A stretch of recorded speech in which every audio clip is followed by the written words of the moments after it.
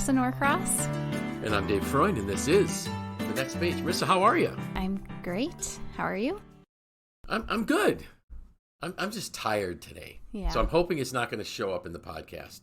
But my energy level is like way down right now. So I'm gonna try to amp it up. I am sipping on tea. Oh, nice.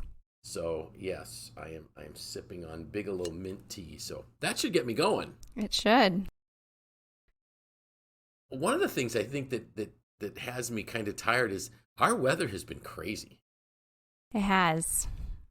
Like, how can we go from 50-some degrees in rain to 20 degrees in snow within a not even within like a 16-hour period? I know. But, oh, well. But you know what? That probably tells me that spring is right around the corner. I really hope so. I saw a headline on, like a local news article, like, is the worst of winter behind us? And I didn't want to read it because I didn't want to potentially, spoil my belief that right. Hopefully it is. So I'm just gonna go with that. And we are almost just about to March, and yeah, and even though we can get a lot of snow in March or April or May, that it won't last. Yeah, it comes and goes really quick. So for those of you that are not winter fans, spring is right around the corner. I'm just hoping we get a few more good weeks of skiing. I had a feeling you'd say that. Because that's what I love to do. Mm-hmm. So today's podcast is, and I don't want to discourage people because, boy, Dave's going to talk about history again. He's going to talk about the space program again. So I'm using that as a backdrop. Mm-hmm. But the title that I gave the post is When It Needs to Be Said. Mm-hmm. And there was a gentleman, and I loved how you said, am I supposed to know who that was? No, absolutely you're not, because I never heard of this guy before till I was finishing up a book called One Giant Leap. But there was a guy, a NASA engineer, whose name was John Houbolt. And John Houbolt was just I shouldn't say just, one of those aeronautical engineers, but he wasn't anybody that anybody was really familiar with. He wasn't the guy that was being interviewed. Yes, I'm sure some of his comments were in the Tindallgrams that we talked about last week. Mm-hmm. But they couldn't. One of the problems was they couldn't figure out, how do we land on the moon and get back without massive rockets, because we'd have to have so much fuel. And John Houbolt had this idea that everyone thought was crazy, and that was Lunar Orbit Rendezvous. And he said, no, we need to have two spacecrafts that we launch, one being the command service module, which has the capsule that we all saw, that I saw, not we all saw, that old people like me saw falling into the ocean, and that some of you can still go see at the Air and Space Museum in Washington.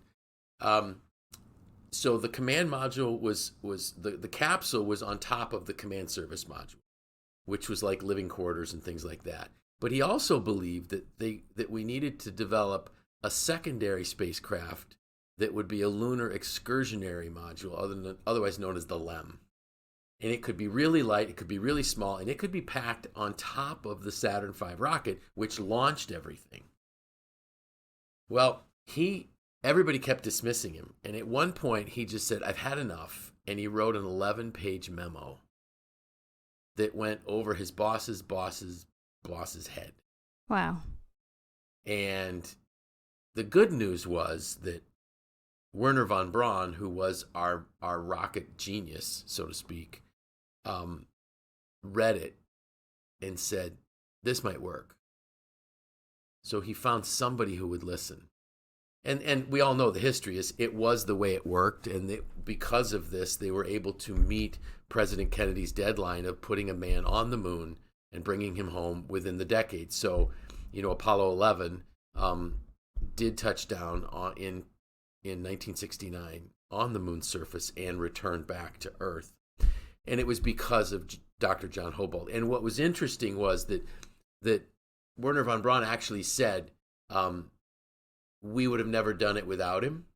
And he made sure that he was invited into down to Houston and I'm drawing a complete blank of what we call it, mission control, when the space flight actually took place so that he could watch it.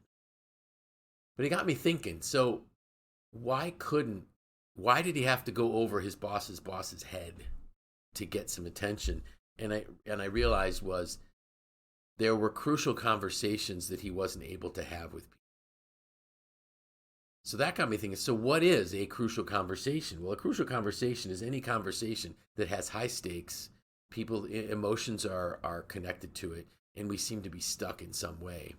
So I thought, well, let's just talk about that on the podcast. So, and one of the thoughts is that people don't react to what you say; they react to why they think you're saying it. Why they think you're saying it, not right? Why you're saying it. Right, because those meanings are inside people. Mm-hmm. So I kind of gave you just a quick list of some of those steps. Did any of them jump out at you? Because, well, in one way, we could say people should just take crucial conversations, and then they would know all this. But the podcast is free. Yes. So we need to give them at least enough to be successful. So what were some things that kind of jumped out at you off that list? Let's see. I have taken this class, and it's been a while for me. But I think I was always drawn to a couple different areas of it. The first one being create a mutual purpose. Yeah. Yes. And the second one being move to action. Yep.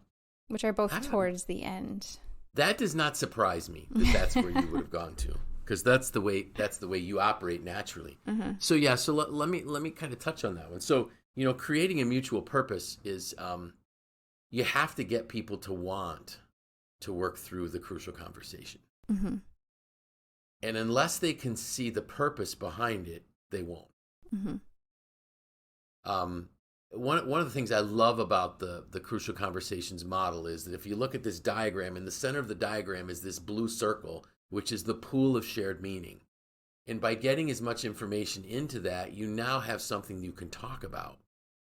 And oftentimes, this is another thing that I've had problems with in the past, where we may be able to have a shared purpose, but we don't have a shared strategy. And oftentimes, I was actually once I was involved in a situation where we had a disagreement. The group that I had was polarized on two different sides, and we just couldn't seem to come to agreement on things.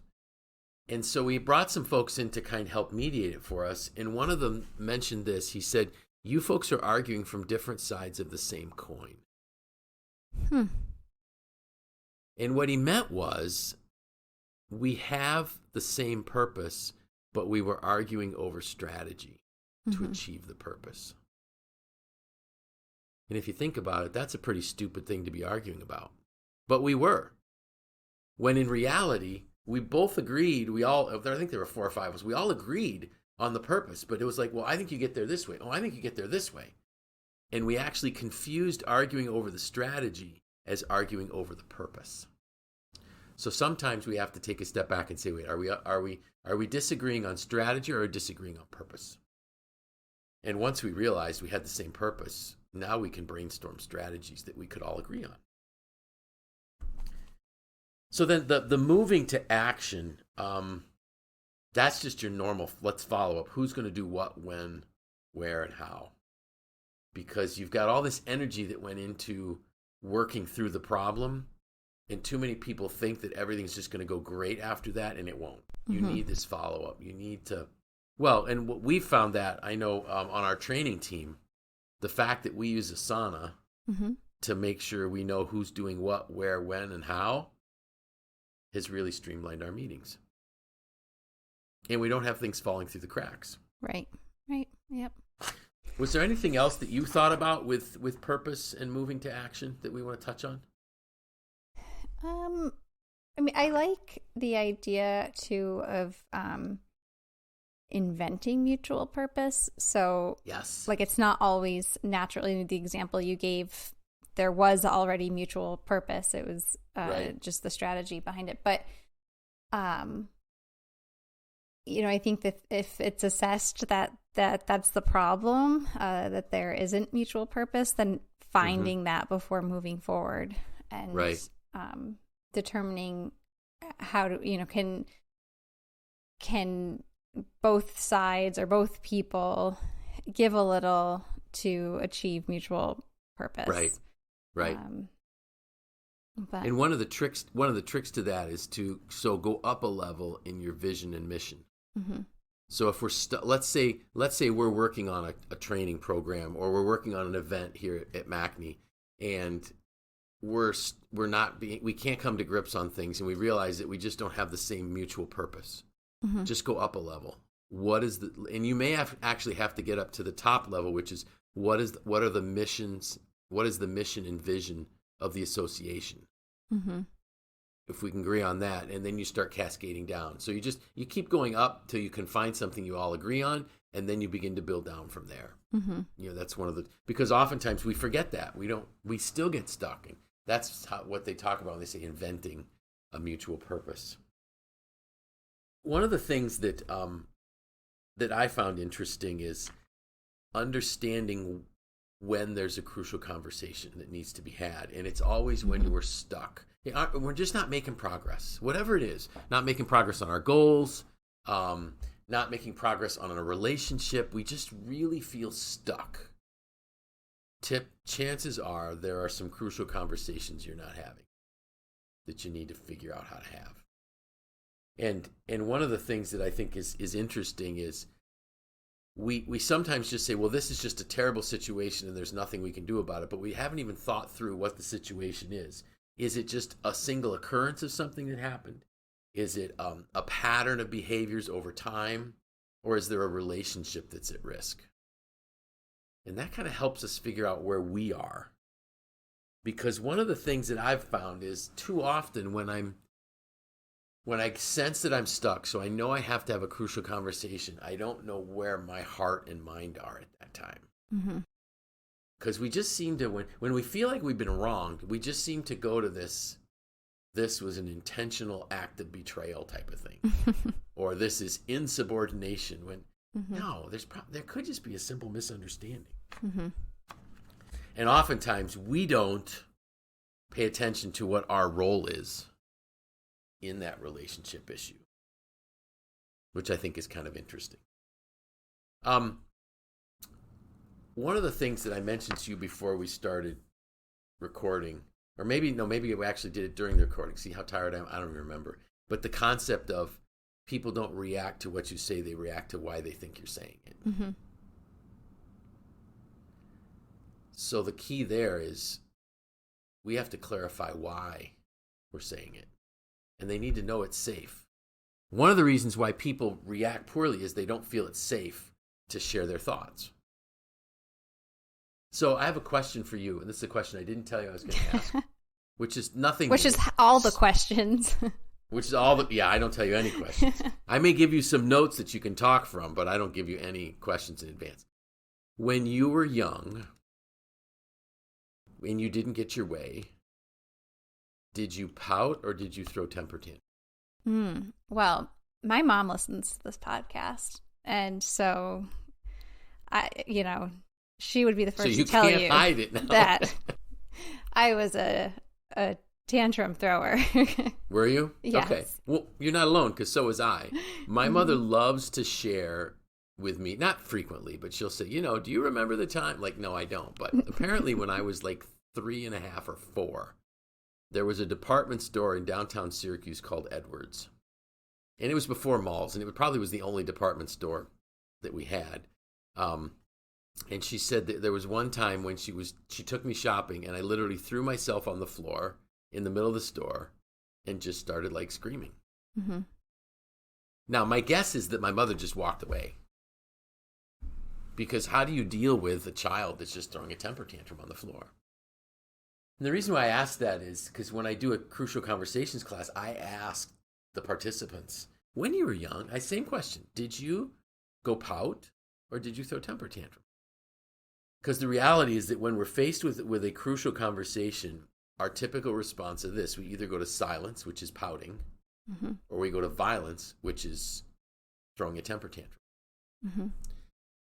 People rarely change. And when we get older, we do the same thing. The difference is what it looks like. So we may just get withdrawn. We may just, I'm not going to speak up. We may whisper in a meeting rather than voice what we really think. That's the silence part. Or we may start talking over people. We may say that won't work. That doesn't make any sense. And it's the same thing. We're either going to silence or violence. And so the key is to get people, and we do it because we are perceiving a threat that we don't know how to handle. Right. It's the same, and this is where I think you get this beautiful blend of mastering emotional intelligence in crucial conversations, is to understand when we're reacting poorly before you have to kind of be able to understand when your body starts to change, when all of a sudden cortisol starts to get released in your brain, when your breathing changes, your heart starts pumping, you start tensing up, and Mm-hmm. those are times you have to realize, wow, I am entering a silence or violence mode. And I mean, and careful. I think on the flip side too, you can kind of proactively manage that, knowing that Yes. the person on the other side of this potential conversation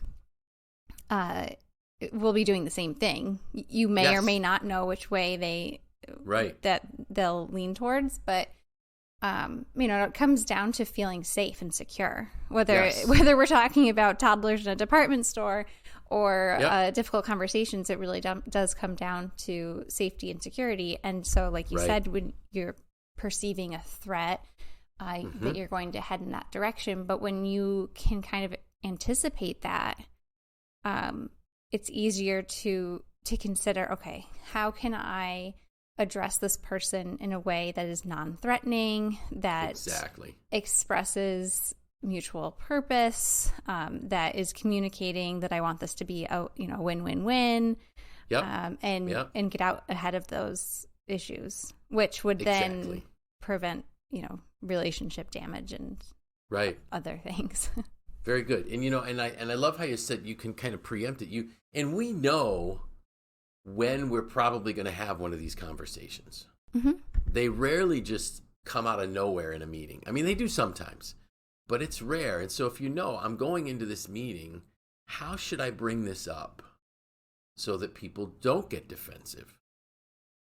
And one of the things that really spoke to me, because I had just finished teaching this class last week, was the question, what am I behaving like I want?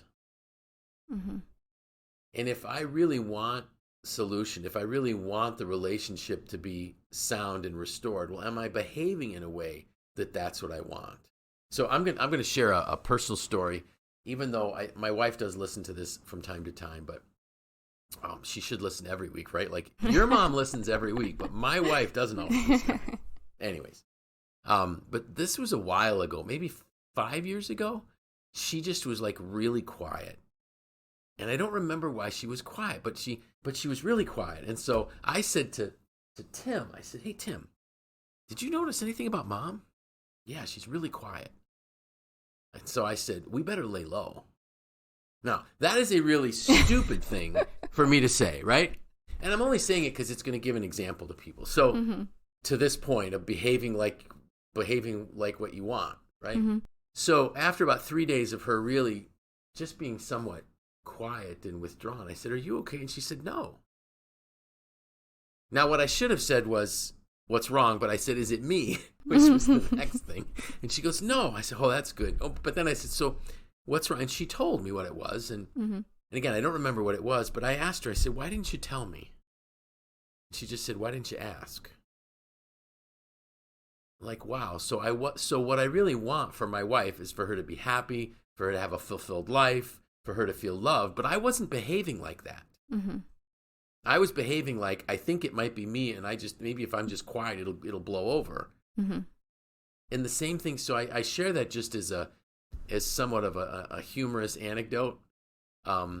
Thankfully, it was nothing major. Thankfully, I'm sure she forgave me, because she probably doesn't even remember it until she listens to this episode, right? which might mean I might be having a crucial No, I'm just kidding. But the point is, what are you behaving like you want? Mm-hmm. And that's this really part about getting your heart straight before you go on and focusing on what you really want for yourself, for the organization, for the relationship, that type of thing. Mastering your stories is another one, to make sure we're not telling us some stories like we're the victim. Like we can't pretend to not notice the part that we have in it. Mm-hmm. And the other thing is, if you share facts in a story, people aren't that defensive because it's not your opinion, they're the facts. But mm-hmm. you share them in a way that, this is what I'm noticing. What might I be missing? Just, talking tentatively, opening up for the fact that you could be wrong. People don't react poorly to that. And the other thing, I think, just for us you touched on it already, is look for those early warning signs. Look for the signs of when people are going to either a silence or a violence type of stand. And just remember, if they start to just quiet down, there's a reason. And if they start speaking more forcefully, or they start, interrupting, there may be a reason. So we just need to just kind of take a step back. The other thing that I think is really important is that when you sense a conversation going down this road and you didn't think it was supposed to, and they just reacted poorly, just stop and say, "Oh, I'm so sorry. Can we start over? I think I might have missed something." Rather than just pushing to be right. Mm-hmm. Because when you do, it just doesn't work. So that's really kind of like crucial conversations in a 10-minute description. When you took the class, were there things that surprised you, or was it stuff that you thought you knew but maybe you just weren't implementing? I can't remember that far back. Okay. But I think it was very helpful to kind of walk through the different sections and kind of understand the power that our words have and that our conversations have, and absolutely just kind of ways to improve communications, I guess. Right. And you know what I found, and what I love about the fact that because this was not a course I was supposed to teach. When I came to MACNY, the two people that taught the course left. And they basically looked to me and said, since you oversee all of this training stuff, you better get certified. Mm-hmm. So I did take the Train the Trainer program. But the reason why I like it is it gives me a chance 2 or 3 times a year to remind myself. Because none of this stuff is rocket science. Mm-hmm. Bring me all the way back to Dr. Houbolt, right? It's not... That was a pun I did not intend to make. That was good. But it's not super complicated. You know what? It is the stuff that we learned in elementary school, mm-hmm. in kindergarten. How to play nice with others, how to treat people with respect. What happens is we allow our emotions to take over, and then we say absolutely the wrong thing at the wrong time. So the key is to understand those triggers that might send us into a silence or violence mode. That's why I think mastering emotional intelligence and crucial conversations should be one course, which we do sometimes. I do offer a discount on that.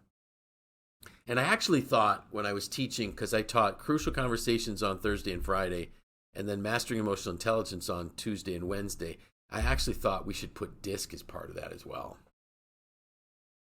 Can you imagine if we had our DISC so we know who we are, why we react the way we do, then we can learn how to manage our emotions in the moment, and then we can have our crucial conversation. Yes, it's the trifecta. The trifecta. I like it. Maybe we can market it as the trifecta, which will make you a master at interpersonal relationships. I think we covered it. What do you think? Yeah. Again, it was a good refresher for me. Thank you. And I think, too, I just want to encourage our listeners, don't be afraid to have them. Mm-hmm. You might be the John Houbolt of your organization that might be the one person that can have the solution to the problem that the company needs to find. Don't be afraid to have the conversations. And if anybody needs, anybody struggling with something, send me an email. I'll jump on a call and we'll talk about it. Because I want you to have really good, successful, constructive conversations. So, I won't ask you what you're doing this weekend because you're not a winter person. No.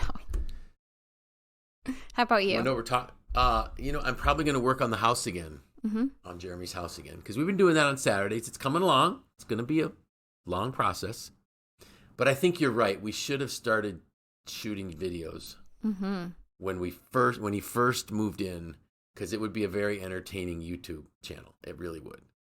But it's all going well. Next week we're going to talk about how you know how good of a leader you are. All right. How's that? Looking forward to it. So with that, I'm Dave Freund. I'm Marisa Norcross. This was The Next Page.